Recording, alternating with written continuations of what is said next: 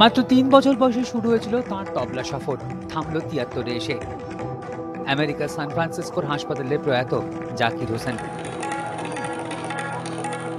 তার অসুস্থ হবার পর থেকেই ধোঁয়াশা তৈরি হয়েছিল, কিন্তু ভারতীয় সময় ভোরবেলা উস্তাদের মৃত্যু সংবাদের কথা সংবাদ সংস্থা পিটিআইকে জানায় তার পরিবার। বাবা উস্তাদ আল্লাহ রাখার হাত ধরে হাতে খড়ি ৭ বছর বয়সে জাকিরের প্রথম একক অনুষ্ঠান মাতিয়ে দিয়েছিল। এরপর শুধুই এগিয়ে চলার কাহিনী। বিশ্বজনীন তবলাবাদকের প্রয়াণে শোকস্তব্ধ বাংলার মুখ্যমন্ত্রী মমতা বন্দ্যোপাধ্যায়। এক বার্তায় তিনি জানিয়েছেন, সর্বকালের সর্বশ্রেষ্ঠ তবলাবাদক উস্তাদ জাকির হোসেনের মৃত্যুতে গভীরভাবে তিনি মর্মাহত। দেশের এবং তার লক্ষ লক্ষ ভক্তদের কাছে আজ চরম ক্ষতির দিন। জাকিরের মৃত্যুতে শোক জানিয়েছেন প্রধানমন্ত্রী নরেন্দ্র মোদীও। শোক বলিউডে। দীর্ঘদিন ধরেই ব্লাড প্রেশারের সমস্যায় ভুগছিলেন। হার্টের সমস্যা দেখা দেওয়ায় তাকে হাসপাতালে ভর্তি করা হয়েছিল।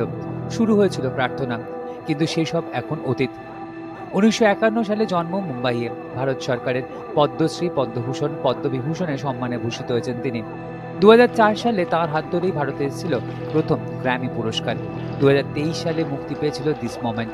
কখনো পণ্ডিত রবিশঙ্কর, কখনো উস্তাদ আমজাদ আলী, আবার কখনো জর্জ হ্যারিসনের মতন কিংবদন্তিদের সঙ্গত করেছেন জাকির। তার মৃত্যুতে থেমে গেল ভারতীয় তবলার বোল।